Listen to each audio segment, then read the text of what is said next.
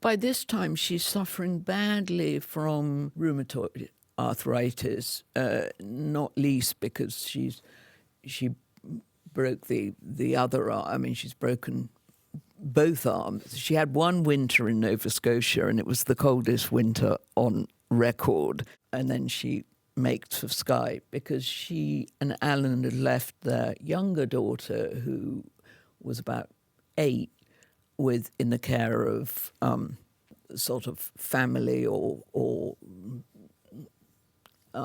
friends, at least on Rasay, this island. So she's returning to see Fanny, this younger daughter. She also wants to see her youngest son. In fact, he's just left for India because he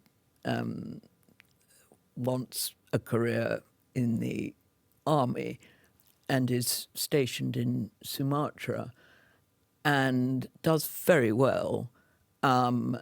Eventually becomes a lieutenant colonel, but he also sends back every year a pension of £100 to Flora, which is key. So she's sort of perching.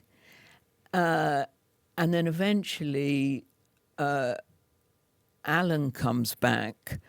The war's ended, and because he served in this provincial regiment, they're given land, they're given bounty land.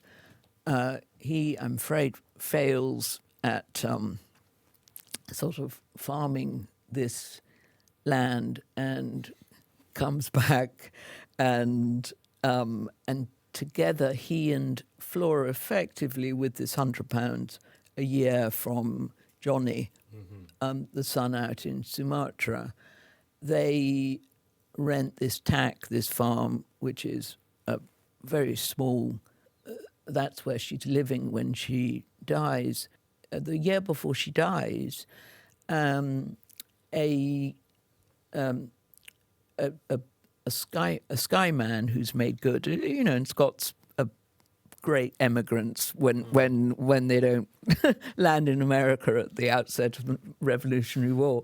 And so Sir John Macpherson, who's a minister's son from Skye, he was out in Bengal and was acting governor for a time.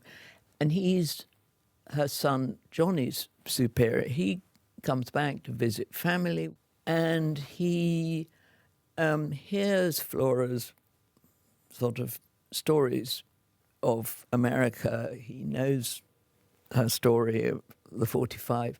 He is an intimate in London of the Prince of Wales. That's George III's son, later Prince Regent George IV.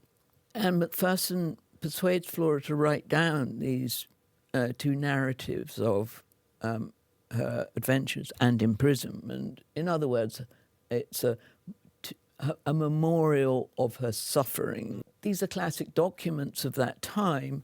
You would write a memorial of your sufferings or your losses, and then you would petition for relief. Government usually, and Alan and all the Scots loyalists wrote memorials and petitioned government. Sir John tells the Prince of Wales about her sufferings and her penurious state. Flora obtains from the Prince of Wales, from this Hanoverian Prince of Wales, a pension of £50 a year. Bonnie Prince Charlie has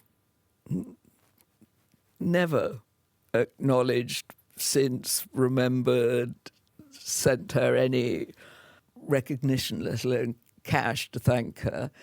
And here is this Hanoverian prince providing her with £50 a year. And so she dies in 1790.